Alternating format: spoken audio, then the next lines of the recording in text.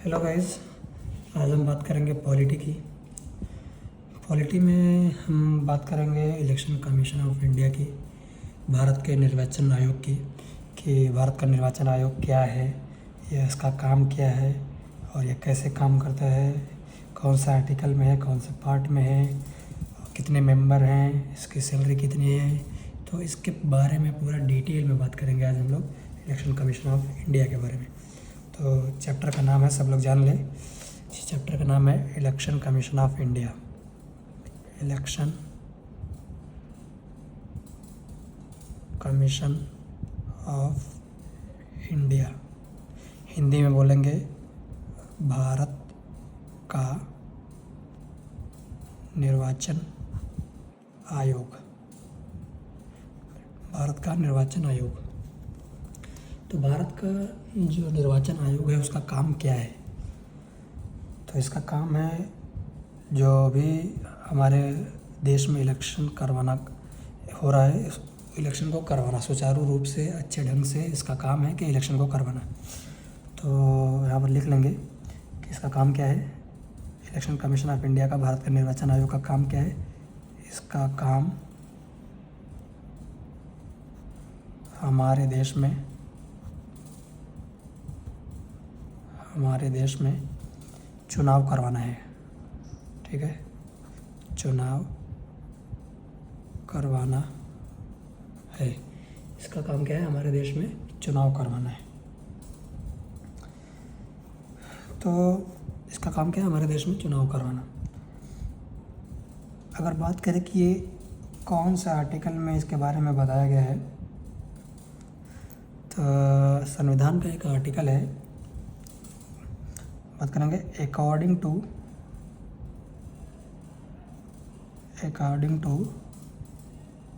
Article 324। According to article 324 उसमें क्या कहा गया है? There shall be an election commission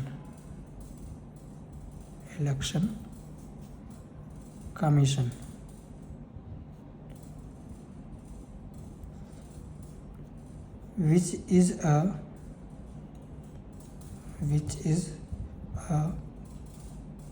permanent and independent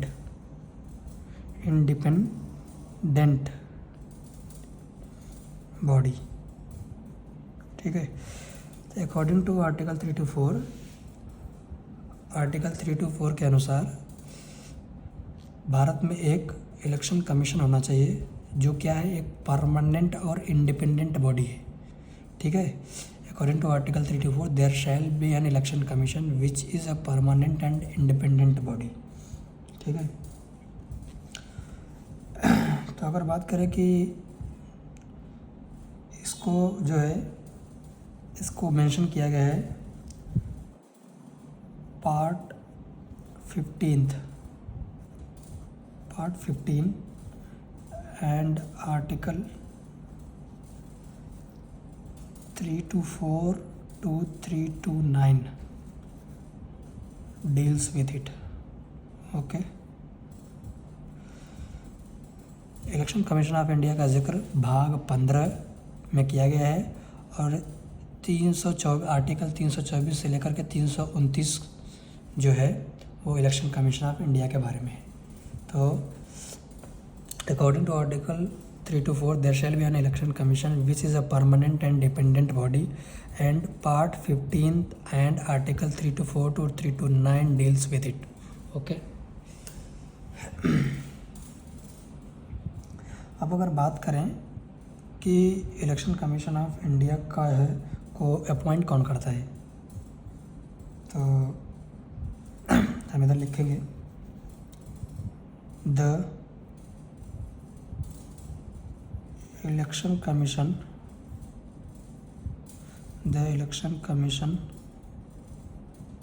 of India, जिसको शॉर्ट में ECI कहते हैं, election commission of India is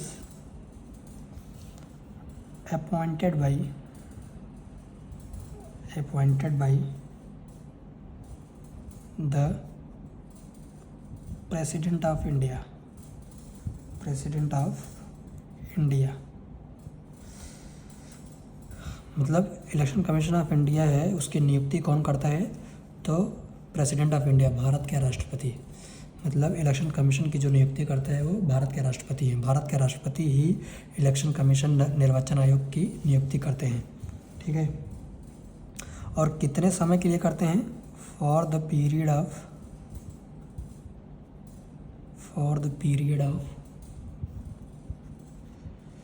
6 years, for the period of 6 years, or till the time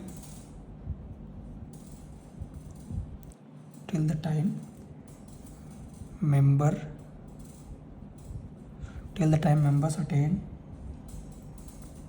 attains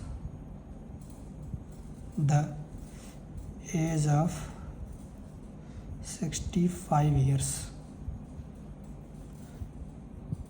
Okay, whichever will be earlier, that will be considered. Okay, that we will consider whichever is earlier, ठीक है। The election commission of India is appointed by the president of India. Bharat के निर्वाचन आयोग की नियुक्ति कौन करता है? भारत के राष्ट्रपति, ठीक है। कितने साल के लिए? For the period of 6 year, 6 साल के लिए, या till the time of member attains the age of 65 year, कि जब तक वो सदस्य की एज 65 साल तक ना हो जाए। या तो 6 साल वाला कंसिडर करेंगे, मतलब उसका जो पीरियड है 6 साल तक रहेगा इलेक्शन कमीशन, या 65 के एज तक। तो दोनों में से जो जल्दी होगा, मतलब अगर वो 65 एज के करीब है और उसका अभी 3 साल बचा हुआ है टाइम पीरियड, तो अगर 65 हो गया तो उसको हटना पड़ेगा, ठीक है। तो दोनों में से जो whichever is earlier that will be considered. Okay,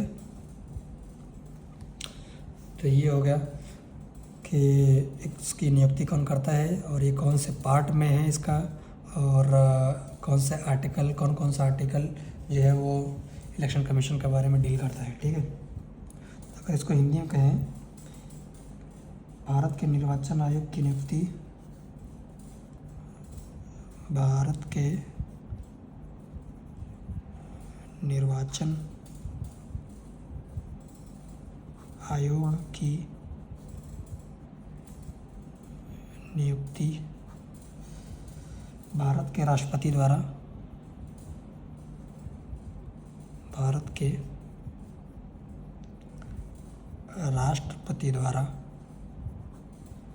6 सालों के लिए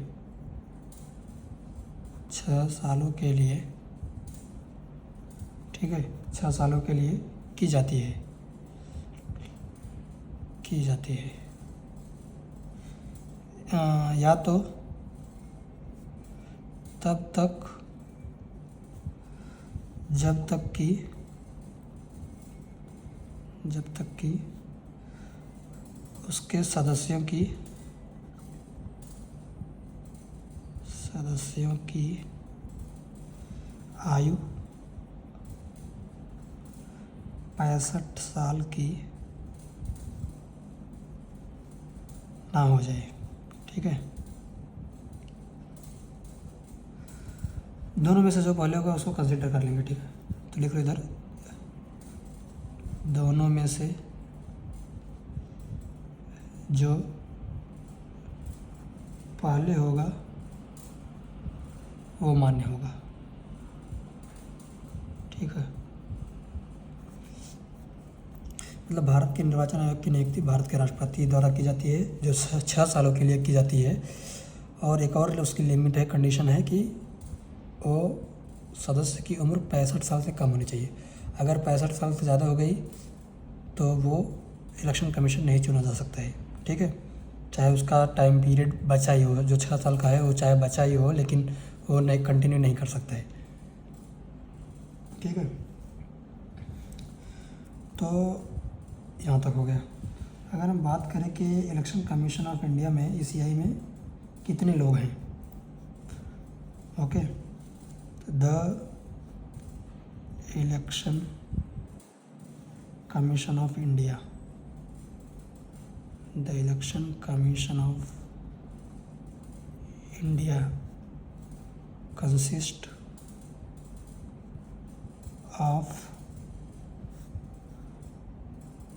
1 CEC, ठीक है, एंड 2 EC। मतलब कौन कौन सा?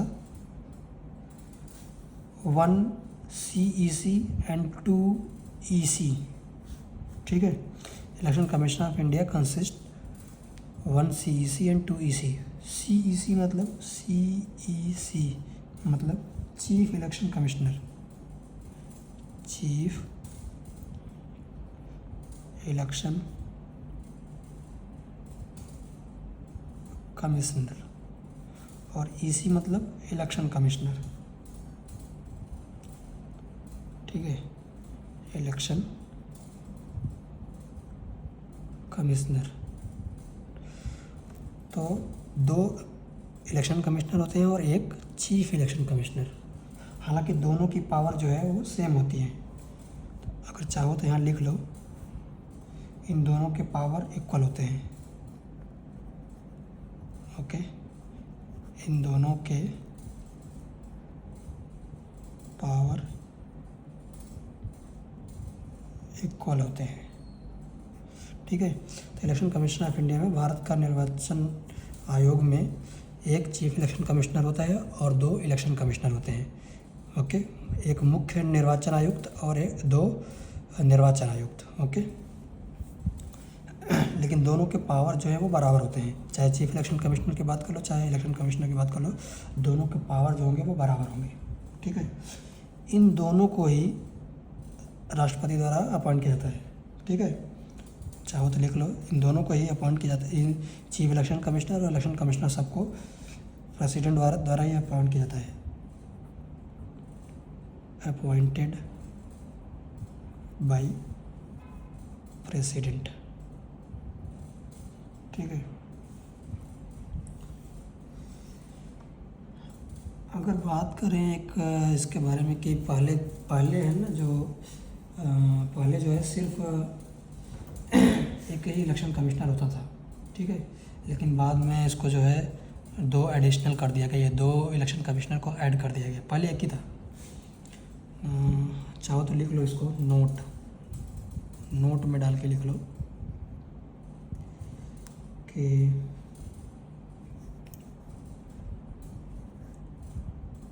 15 अक्टूबर 1989 15 अक्टूबर 1989 तक केवल एक ही इलेक्शन कमिश्नर थे, ठीक है। एक ही इलेक्शन कमिश्नर थे, ठीक है।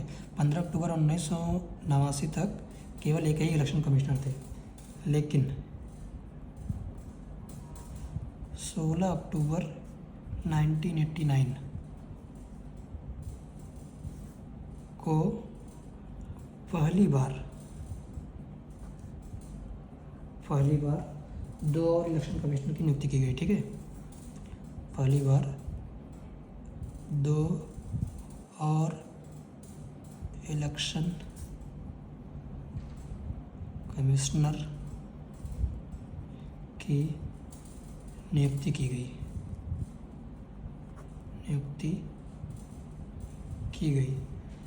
ठीक है।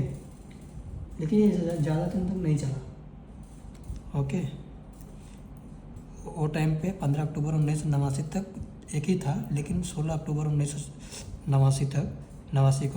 1989 को पहली बार 2 और इलेक्शन कमिश्नर को ऐड किया गया, नियुक्ति की गई। लेकिन ये ज़्यादा दिन तक नहीं चला। लिख लो इधर, लेकिन ये 1 जनवरी आई थिंक, 1 जनवरी 1990, 1 जनवरी 1990 तक ही चलन में रहा, ठीक है। 15 अक्टूबर 1989 तक केवल एक ही इलेक्शन कमिश्नर था, बट 16 अक्टूबर 1989 को पहली बार 2 और इलेक्शन कमिश्नर को ऐड किया गया, नियुक्ति की गई, लेकिन ये सिर्फ 1 जनवरी 1990 तक ही चला। ठीक है, मतलब इसको ये हट गया, हट करके फिर एक ही कमिश्नर बना। ठीक है, फिर उसके बाद 1 अक्टूबर 1993 तक ही चलन में रहा। इसके आगे लिख लो, मतलब हटा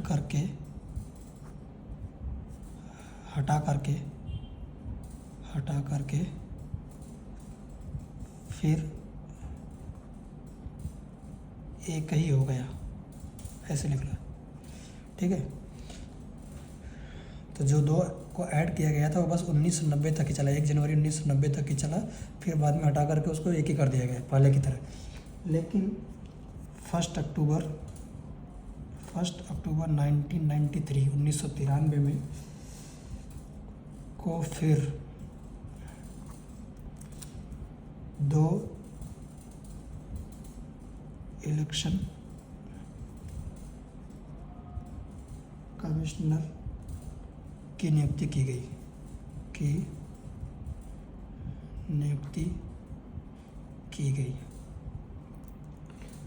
ओके। तो इस तरह से इलेक्शन कमीशन में टोटल 3 मेंबर हैं। ओके, और ये अभी तक चल रहे हैं।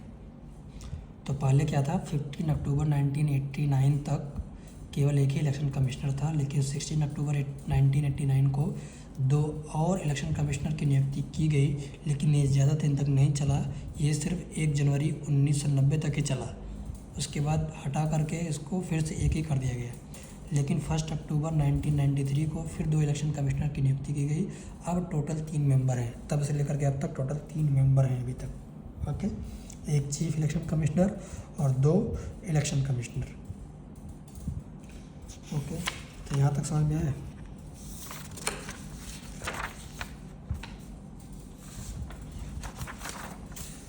अब अगर आगे की बात करें कि इसके बारे में हो गया, अगर बात करें इनकी सैलरी की, किसकी सैलरी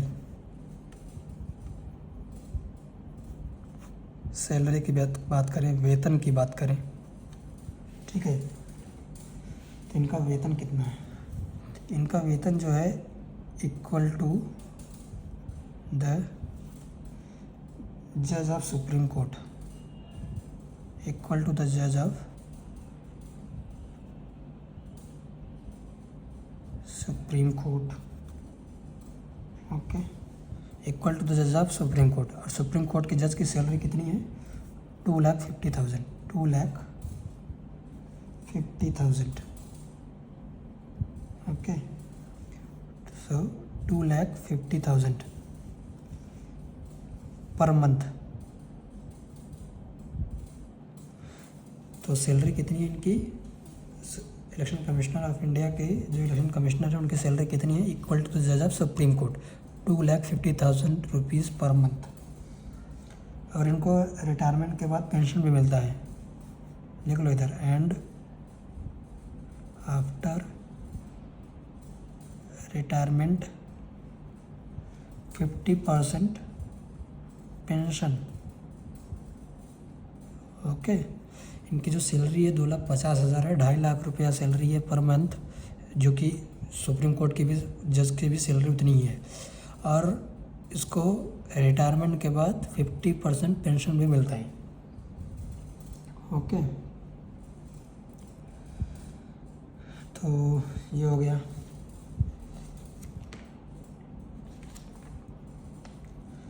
अगर हम बात करें कि इस समय करंट चीफ इलेक्शन कमिश्नर कौन है,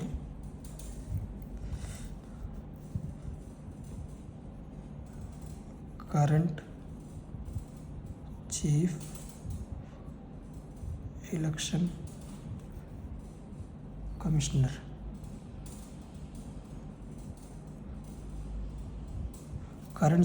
कमिश्नर जो है वो कौन है? वो राजीव कुमार है।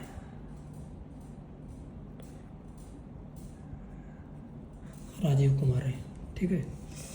और जो इलेक्शन कमिश्नर है, इलेक्शन कमिश्नर, मान लो इलेक्शन कमिश्नर 1, इसकी सैलरी की ये इनका नाम क्या है?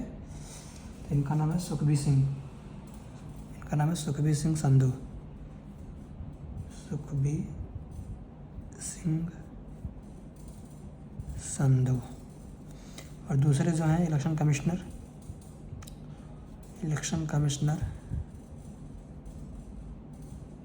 2, इनकी जो सैलरी है कितनी है? इनका नाम क्या है? ज्ञानेश कुमार। क्या नाम है? ज्ञानेश कुमार। ओके। तो इस समय हमारे कंट्री में जो हमारे देश के जो करंट चीफ इलेक्शन कमिश्नर, उनका नाम है राजीव कुमार। और जो इलेक्शन कमिश्नर है, एक का नाम है सुखबीर सिंह संधू और दूसरे का नाम है ज्ञानेश कुमार, ठीक है।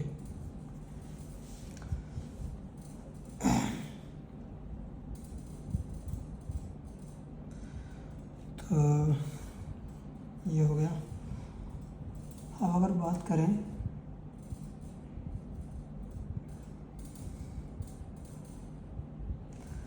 कि इनका रिमूवल कैसे है, ठीक है, कि इनका रिमूवल क्या है, कैसे करते हैं इनका रिमूवल।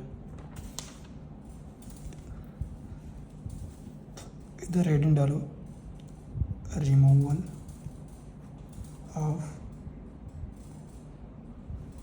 Election commissioner. अच्छा, इलेक्शन कमिश्नर, सुप्रीम कोर्ट का जज और हाई कोर्ट के जज, सीएजी, सीईसी, इन सब का रिमूवल जो है वो सेम है। तो एक ही साथ में हम पढ़ लेंगे, रिमूवल ऑफ जज ऑफ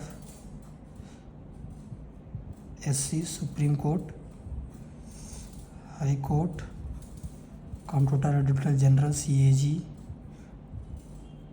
और सीईसी, इन सब का रिमूवल जो है, प्रोसेस जो है वो सेम है।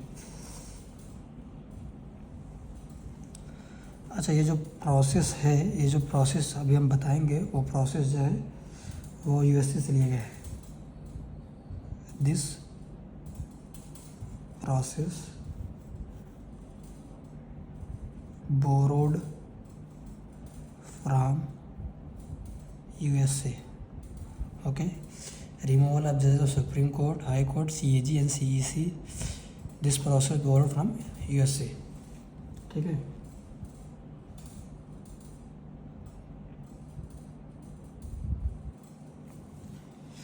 तो इनको रिमूव करने का या इनको हटाने का जो प्रोसेस है, कैसे है कि इनके ऊपर जो भी एलिगेशन लगे हैं, इनके ऊपर जो भी आरोप लगे हैं, उसको एक पेपर पर लिखना होगा और पेपर पर लिखने के बाद संसद में एक प्रस्ताव के रूप में, रिजोल्यूशन के रूप में पेश करना होगा।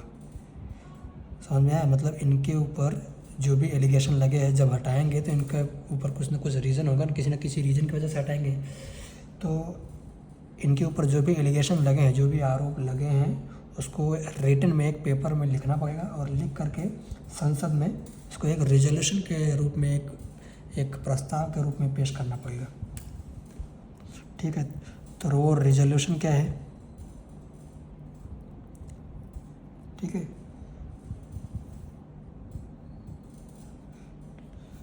ये रिजोल्यूशन की बात करना तो ये है क्या कि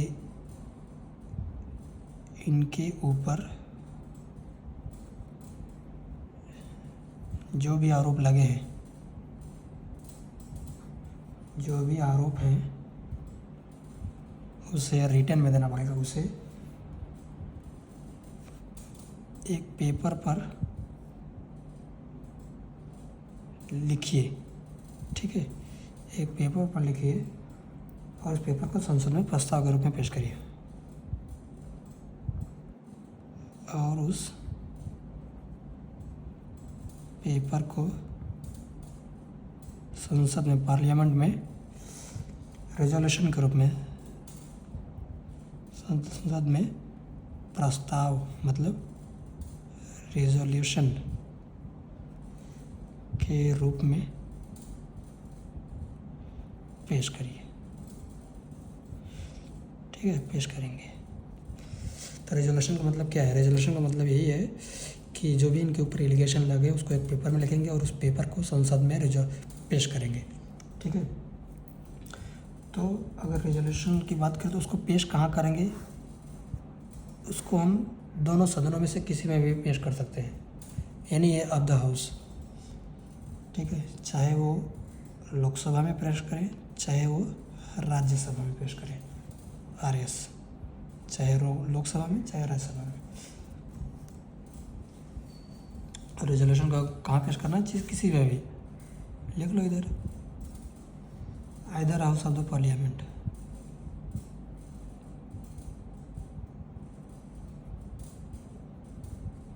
पार्लियामेंट, किसी भी सदन में।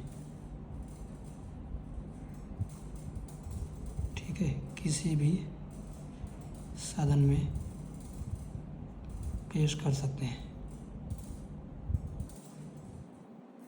चाहे लोकसभा में चाहे राज्यसभा।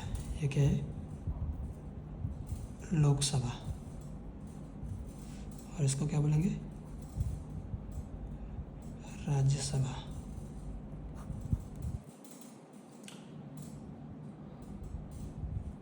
अगर लोकसभा में पेश करेंगे तो इसमें कम से कम 100 लोगों का सिग्नेचर चाहिए। ठीक है, इसमें कम से कम 100 लोगों का सिग्नेचर करना होगा।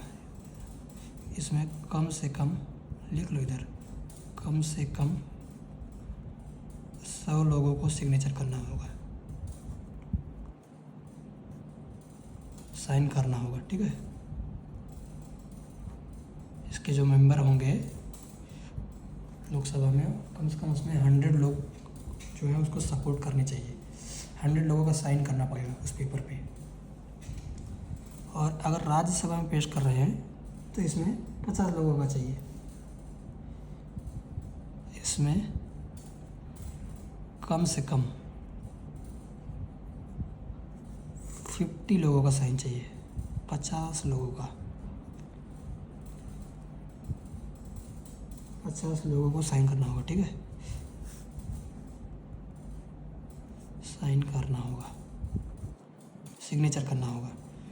ठीक है, मान लो अगर हमने ये रेजोल्यूशन जो है वो लोकसभा में पेश किया और वहाँ पर 100 लोगों ने साइन नहीं किया। ठीक है, मान लो अगर इस रेजोल्यूशन को हमने लोकसभा में पेश किया, तो अगर मान लो वहाँ पर 100 लोगों ने साइन नहीं किया, तो ऐसा नहीं है कि अब इसे हम राज्यसभा में लेकर के जाएंगे। ठीक है, लोकसभा में अगर हम इसको पेश कर रहे हैं और उसमें 100 लोगों ने साइन नहीं किया, तो अब ये नहीं कि इसमें हम 100 लोग नहीं पा रहे हैं तो हम राज्यसभा में लेकर के चले जाएँ। अब एक बार अगर हम लोकसभा में चले गए तो फिर हम राज्यसभा में नहीं जा सकते, वो लोकसभा में ही भंग हो जाएगा, ख़त्म कर दिया जाएगा उसको। अगर साइन हो गया तो प्रस्ताव पास हो जाएगा और उनको नोटिस दे दी जाएगी और कहा जाएगा कि आपके ऊपर केस चलेगा। ऐसा में कहने का मतलब है कि जो रेजोल्यूशन है वो किसी भी हाउस में रख सकते हैं, चाहे लोकसभा में रखिए चाहे राज्यसभा में। अगर आप लोकसभा में रख रहे हैं तो लोकसभा में कम से कम 100 लोगों की सिग्नेचर चाहिए। अगर वो 100 लोगों में 100 लोगों का सिग्नेचर नहीं मिल रहा है तो आप सोचेंगे कि अगर चलो मान लो 90 हो गया, 95 हो गया या कुछ हो गया, तो अब हम इसमें 100 में नहीं हो पा रहा है पूरा, तो हम राज्यसभा में लेकर के चलेंगे इसको। तो ये पॉसिबल नहीं है, क्योंकि वो लोकसभा में एक बार पेश कर दिया गया तो लोकसभा में ही उसको ख़त्म कर दिया जाएगा।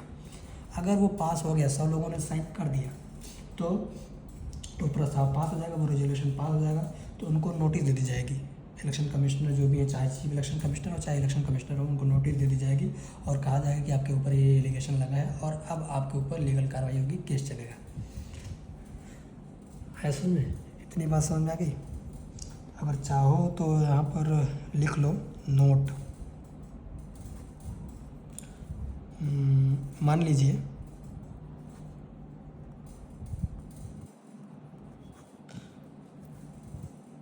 कि हमने ये रेजोल्यूशन जो है लोकसभा में पेश किया। ठीक है, लोकसभा में पेश किया, मान लेते हैं कि ये रेजोल्यूशन जो हम लेकर के आए थे उसको हम लोकसभा में डालते हैं, लोकसभा में पेश करते हैं, ठीक है। और वहाँ पर मान लो, और वहाँ पर 100 लोगों ने साइन नहीं किया, ठीक है, वहाँ पर 100 लोगों ने साइन नहीं किया, तो ऐसा नहीं है कि अब इसे हम राज्यसभा में लेके जाएंगे, कि अब इसे हम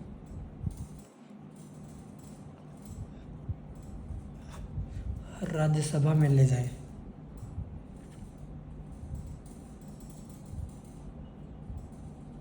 राज्यसभा में पेश करें, ठीक है। अगर 100 लोगों ने साइन नहीं किया तो अब ऐसा पॉसिबल नहीं है कि अब इसको राज्यसभा में लेके जाए, ठीक है। लोकसभा में ही ख़त्म हो जाएगा ये,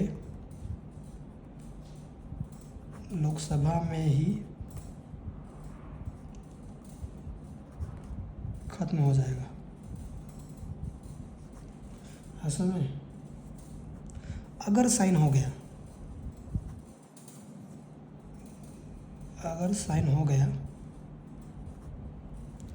तो प्रस्ताव पास हो जाएगा, तो प्रस्ताव पास हो जाएगा। और जब प्रस्ताव पास हो जाएगा तो इनको नोटिस दे दिया जाएगा,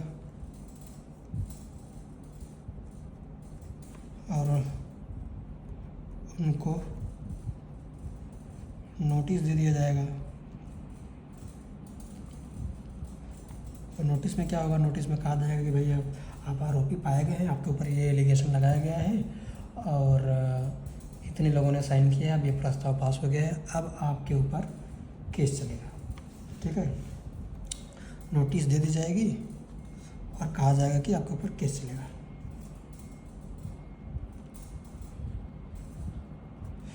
कहा जाएगा कि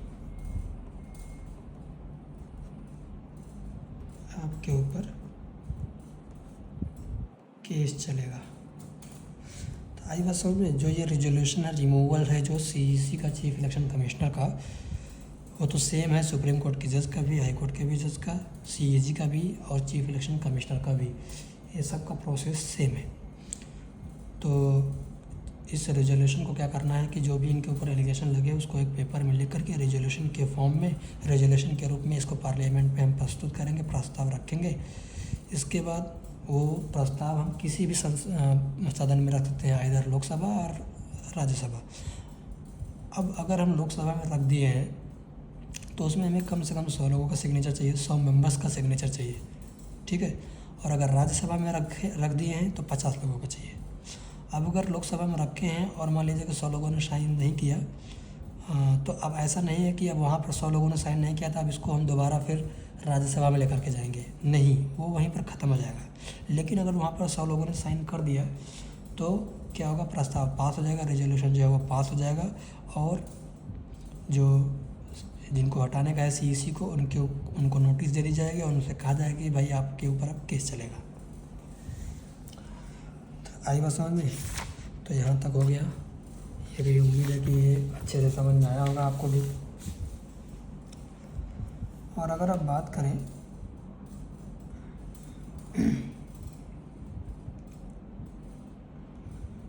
अच्छा, मान लो अभी इसकी और आगे थोड़ी सी अगर हम बताएं कि जो मान लो जो रिजोल्यूशन था, ठीक है, जो रिजोल्यूशन था उसको हमने चाहे लोकसभा में डाला, पेश किया, चाहे राज्यसभा में पेश किया। अगर मान लो लोकसभा में पास्ड हो गया, इफ़ पास्ड, नोटिस दे दी जाएगी, notice will be given, okay.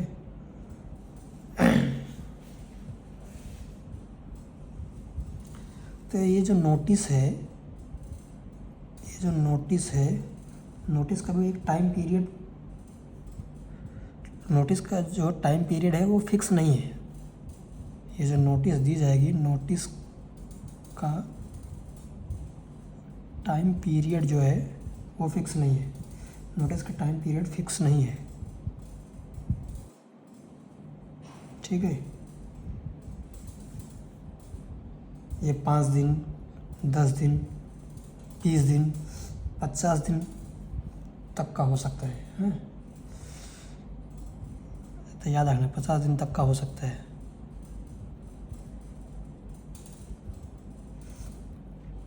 ठीक है। फिर जब ये नोटिस इनको मिल गया तो इनके ऊपर प्रोसीडिंग शुरू हो जाएगी, ठीक है। कार्यवाही शुरू हो जाएगी। जो प्रोसीडिंग है, जो कार्यवाही है, कार्यवाही शुरू कर दी जाएगी। कार्यवाही शुरू होगी। उस कार्यवाही में क्या होगा कि 2/3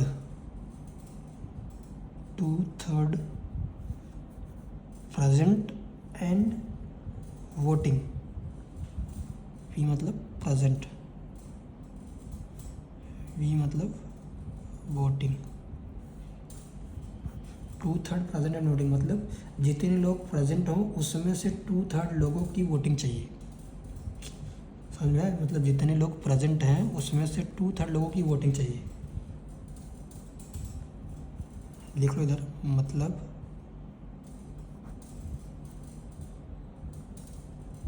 जितने लोग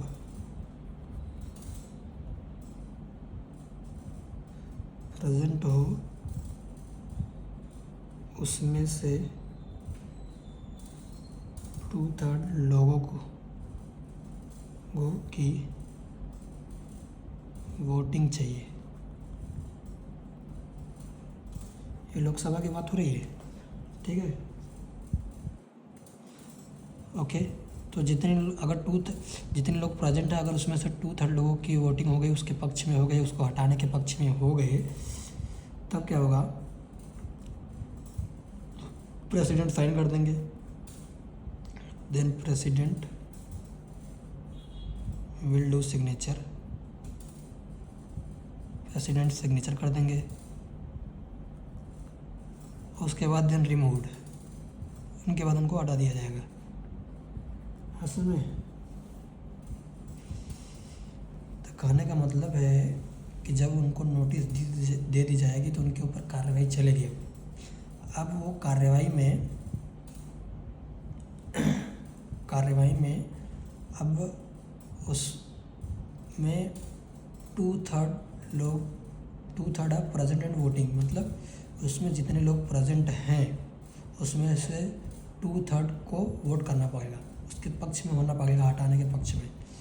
तो अगर 2/3 लोगों की को मिल गई, 2/3 लोग सपोर्ट में आ गए, वोटिंग कर दिए, तो प्रेसिडेंट उसके बाद उस पर साइन कर देंगे, उसके बाद उसको हटा दिया जाएगा।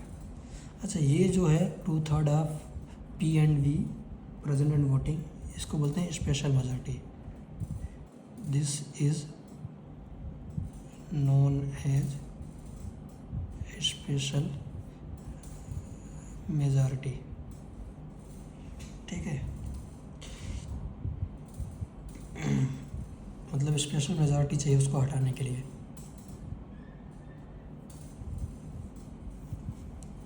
सेम प्रोसेस राज्यसभा का भी है।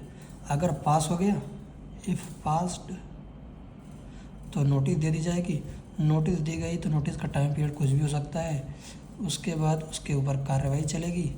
फिर कार्रवाई चली तो उसमें 2/3 प्रेजेंट एंड वोटिंग होगी, ठीक है। सेम इसको भी बोलेंगे स्पेशल मेजॉरिटी, स्पेशल मेजॉरिटी, ठीक है। 2/3 प्रेजेंट वोटिंग, मतलब जितने लोग प्रेजेंट है उसमें से 2/3 लोगों की वोटिंग चाहिए। उसके बाद प्रेसिडेंट के पास जाएगा, प्रेसिडेंट जो है सिग्नेचर कर देंगे, प्रेसिडेंट सिग्नेचर, और उसके बाद रिमूव्ड, हटा दिया जाएगा। बस यही है, यही प्रोसेस है। तो उम्मीद है कि समझ में आ गया होगा सबको कि कैसे हटाते हैं supreme court this election commission of India को, इलेक्शन कमिश्नर को कैसे हटाते हैं। तो चाहो तो इधर लिख लो कि the chief election commissioner, note में लिख लो the chief election commissioner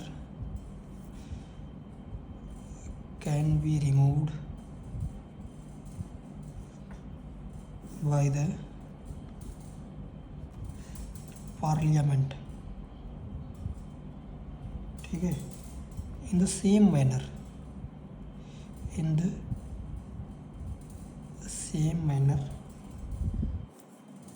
as the judge of Supreme Court.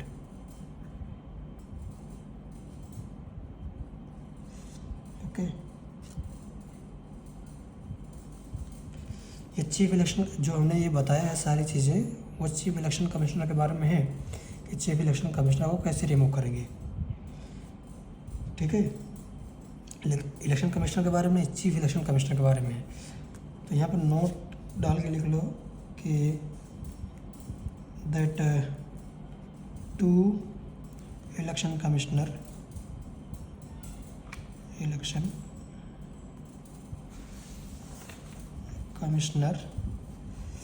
can be removed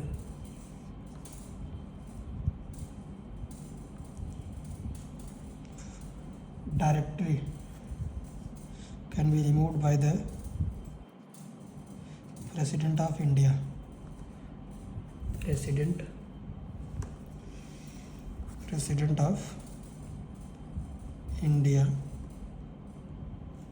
of India directly.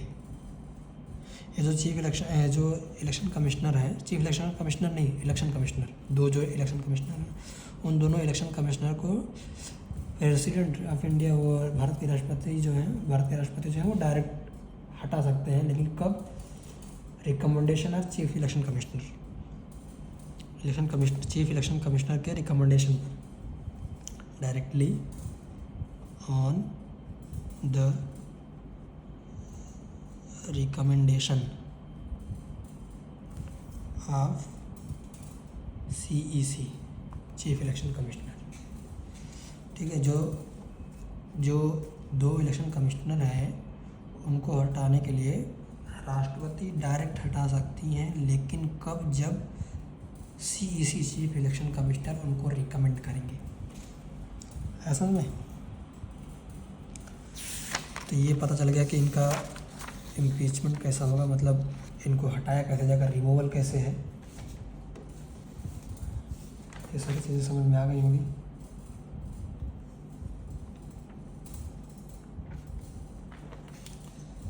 अगर बात करें, एक नोट डाल करके लिख लो,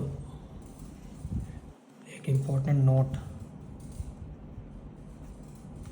कि जो भारत के फर्स्ट इलेक्शन कमिश्नर थे ना, उनके बारे में, सुकुमार सेन। कौन थे? Sukumar Sen was the first chief election commissioner.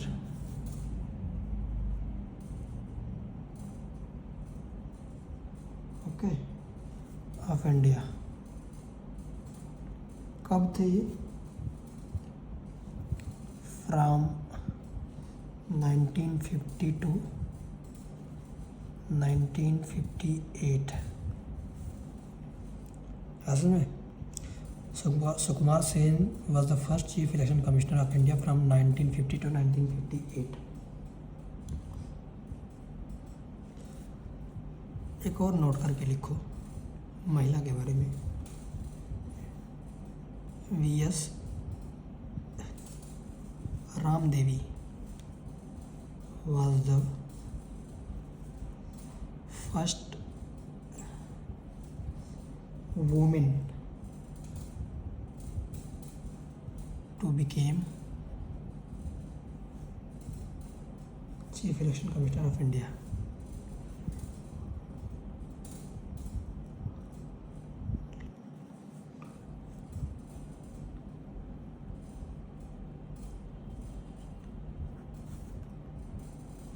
India in 1920।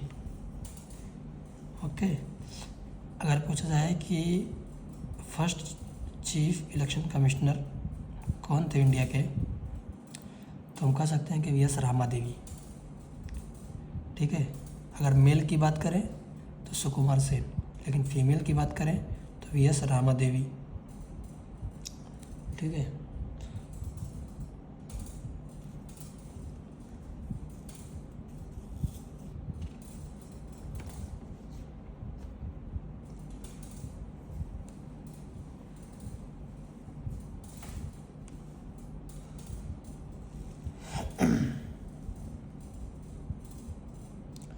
Election commission of India ही शेड्यूल डिसाइड करते हैं जनरल इलेक्शन और बाई इलेक्शन दोनों के लिए।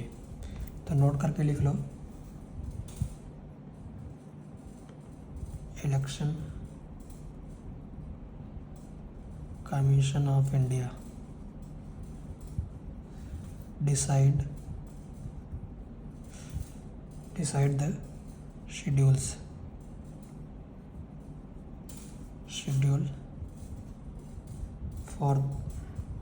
schedule for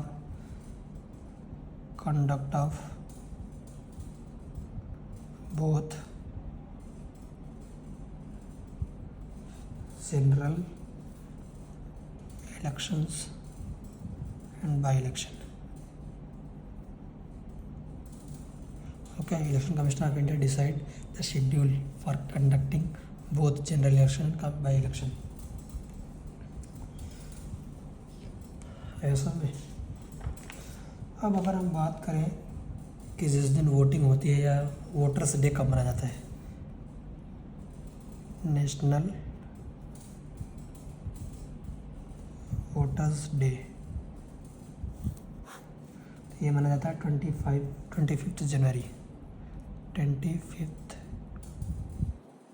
एवरी ईयर 25 जनवरी को नेशनल वोटर्स डे मनाया जाता है।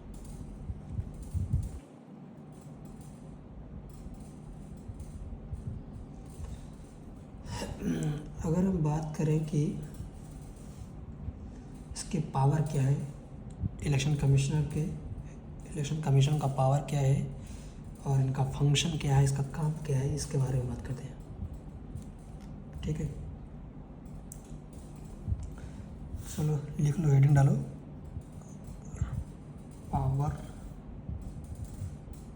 Powers and function of election commission of India का काम क्या है, पावर क्या है, शक्ति क्या है, इसके बारे में बात करेंगे। तो पहला है,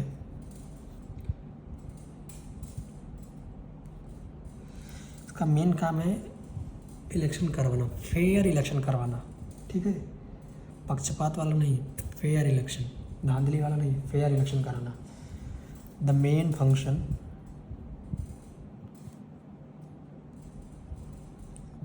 function of ECI, Election Commission of India, is to conduct a fair election in India. Okay, election commission of India का मेन काम क्या है, फेयर इलेक्शन करवाना। ठीक है, और ये कौन कौन से इलेक्शन करवाते हैं, टोटल सिक्स इलेक्शन करवाते हैं ये इलेक्शन कमीशन वाले। प्रेसिडेंट का, वाइस प्रेसिडेंट का, लोकसभा का, राज्यसभा का, विधानसभा, विधान परिषद। तो लिख लो, there are only 6 elections which is conducted by ECI, Election Commission of India. कौन कौन से हैं? प्रेसिडेंट का इलेक्शन, दूसरा का वाइस प्रेसिडेंट का इलेक्शन,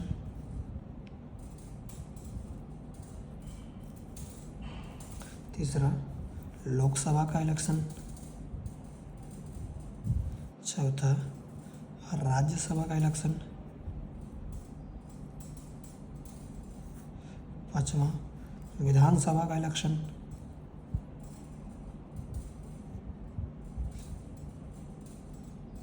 छठवां विधान परिषद का election.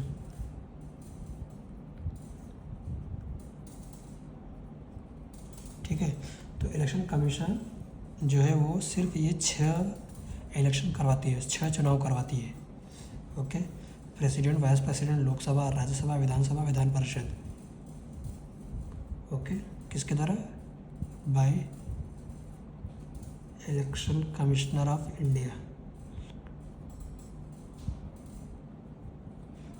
Commissioner of India. Okay, तो हिंदुस्तान में, भारत में इलेक्शन कमीशन ऑफ इंडिया सिर्फ ये 6 इलेक्शन करवाती है, प्रेसिडेंट का, राष्ट्रपति का, उपराष्ट्रपति का, लोकसभा का, राज्यसभा का, विधानसभा का, विधान परिषद का। ठीक है, पंचायत और म्यूनसिपालिटी के इलेक्शन जो है वो स्टेट इलेक्शन कमीशन करवाती है। अच्छा, लिख लो इधर, ये सेंट्रल की बात है। वो पंचायत लिख लो, पंचायत एंड म्यूनिसिपैलिटीज, म्यूनिसिपैलिटीज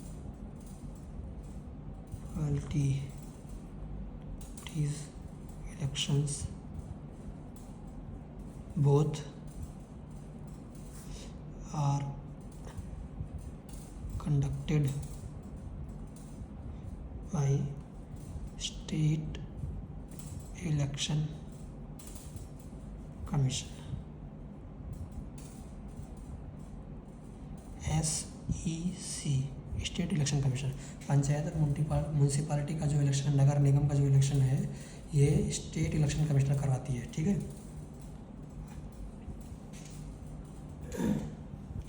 तो पहला था the main function of ECI is to conduct a fair election commission in India, election in India.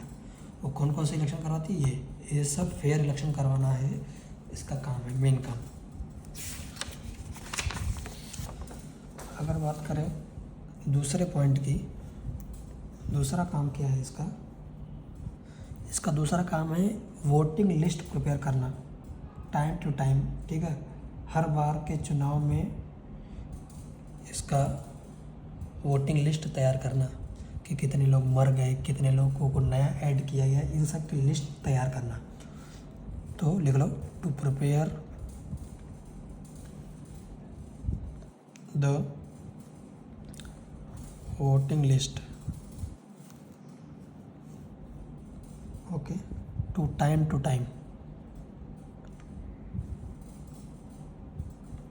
ठीक है, टाइम पे वोटिंग लिस्ट बनाना। मतलब जो लोग 18 साल के हो गए,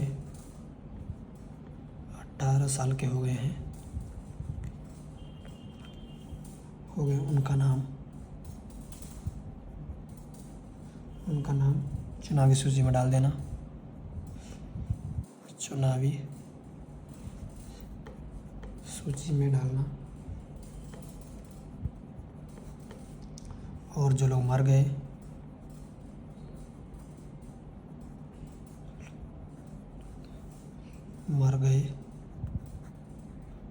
उनका नाम सूची से निकालना, उनका नाम सूची से निकालना।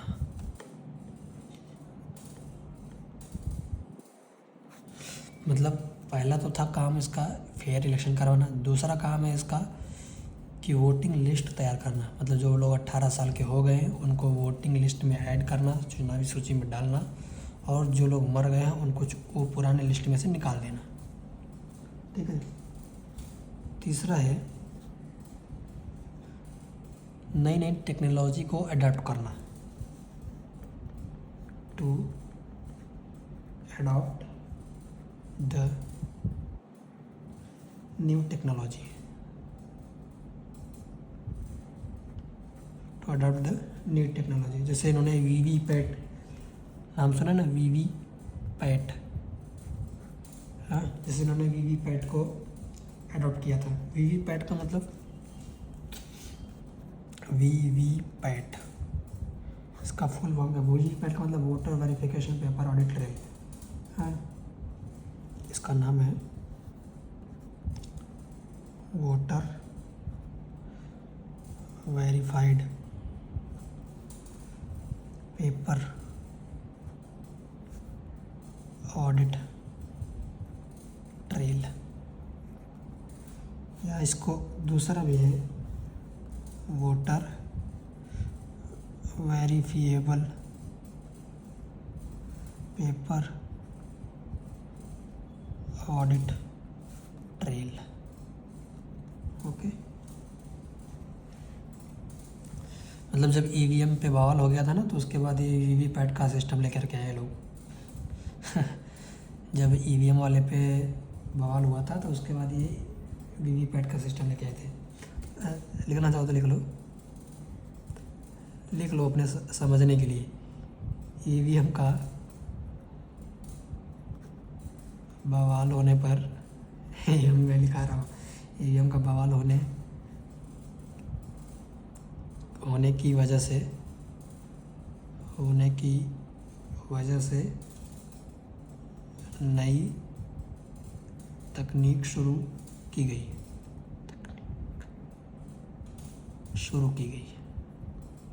ठीक है, इसका नाम वीवीपैट है। इसका नाम वीवीपैट है। ये वीवीपैट है क्या? इसका क्या ये वीवीपैट है क्या? इसमें क्या होता है वीवीपैट में कि जब आप वोट डालेंगे ना, तो जब आप वोट डालते हैं तो आपको एक पर्ची भी मिलती है। ठीक है, एक पर्ची आएगी जिससे ये पता चलेगा कि आपने अपना वोट किस पार्टी को दिया है, किसको दिया है, हाँ, और किस आदमी को दिया है। मतलब आप देख सकते हैं कि आपका वोट सही जगह पर पड़ा है कि नहीं पड़ा है। वीवीपैट का मतलब है जब आप वोट डालते हैं तो एक पर्ची निकलती है, वो पर्ची आपके लिए प्रूफ है कि आपने जिस पार्टी को वोट दिया है वो उसी पार्टी को मिला है, वो पर्ची सेम है, जहाँ पे आपने वोट दिया है जिस पार्टी को दिया है उसी के लिए है, तो उसी के लिए प्रूफ है। तो वीवीपैट जो है एक तरह, इसमें वोट डालने पर एक पर्ची निकलेगी, वो पर्ची ही जो है वो बताएगी कि आपने किस पार्टी को वोट दिया है। मतलब आप देख सकते हैं कि आपका वोट सही जगह गया है या नहीं। ठीक है, तो लिख लो वीवीपैट में, इसमें क्या होता है कि जब आप वोट डालेंगे तो आपको एक पर्ची मिलेगी, एक पर्ची आएगी, एक पर्ची भी आएगी। ठीक है, इसमें क्या होता है कि जब आप वोट डालेंगे तो आपको एक पर्ची भी आएगी, तो आपकी एक पर्ची भी आएगी जिससे यह पता चलेगा कि आपने अपना vote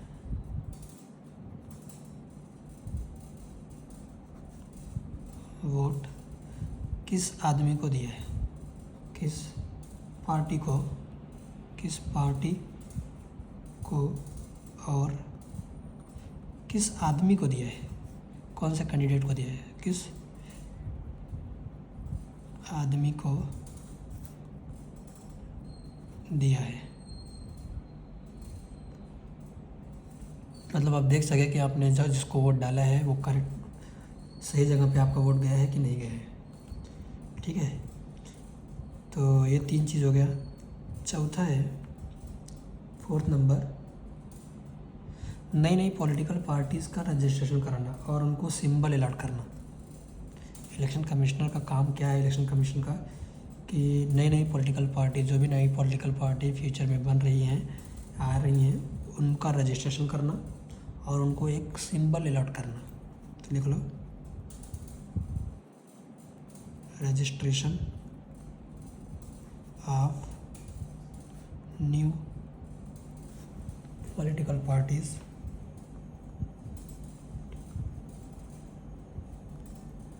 and allotment of symbols. ठीक है, तो registration of new political party, नए पॉलिटिकल पार्टीज़ का रजिस्ट्रेशन करना, उनको सिंबल अलॉट करना। और नेक्स्ट क्या है, री इलेक्शन करवाना। अगर कोई वायलेंस हुआ है इलेक्शन में तो इनका काम क्या है, फिर से री इलेक्शन करवाना। To conduct re election in case of violation. अगर कुछ वायलेशन हुआ है नियमों का, किसी रूल्स का, कुछ लॉज का, अगर कुछ भी वायलेशन हुआ है, सही से नहीं हुआ है, धांधली की गई है, कुछ हुआ है, तो फिर से री इलेक्शन करवाना उस जगह पे। छठवां, कोड ऑफ कंडक्ट डिक्लेयर करना। जब नोटिफिकेशन जारी करते हैं इलेक्शन कमीशन का चुनाव की जब घोषणा करते हैं तो कोड ऑफ कंडक्ट भी लगाना, मतलब आचार संहिता की घोषणा करना। Declaration of code of conduct at the time of notification of election. ठीक है, चुनाव की घोषणा के वक्त आचार संहिता की घोषणा करना। चुनाव की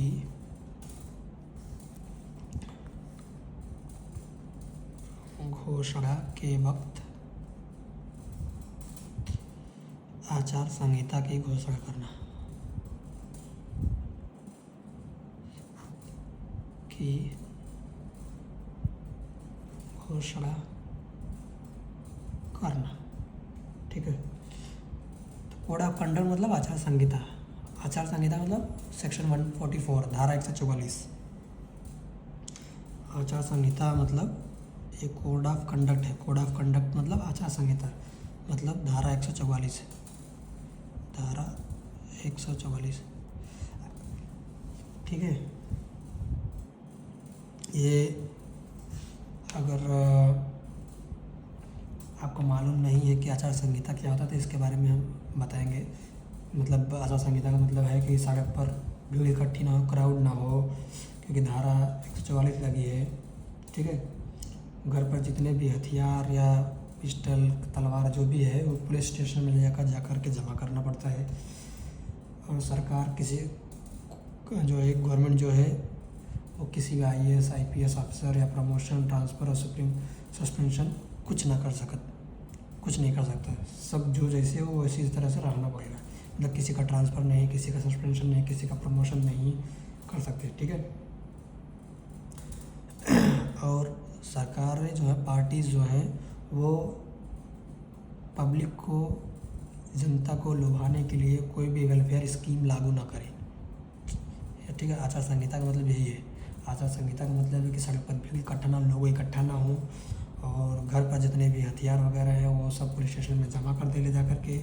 और सरकार किसी भी IAS ऑफिसर, IPS ऑफिसर या का ट्रांसफ़र, सस्पेंशन या प्रमोशन वगैरह नहीं कर सकती।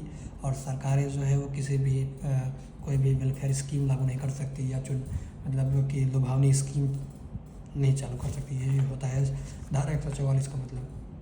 ठीक है, तो बाकी अभी इसमें और बचा हुआ है, हम बताएंगे आगे कि आचार संहिता क्या है। और बाकी जो हमने बताया था article 3 to 4 to 3 to 9 deal करता है, तो article 3 to 4, 3 to 5, 3 to 6, 3 to 7 इन सब के बारे में जानेंगे। ठीक है,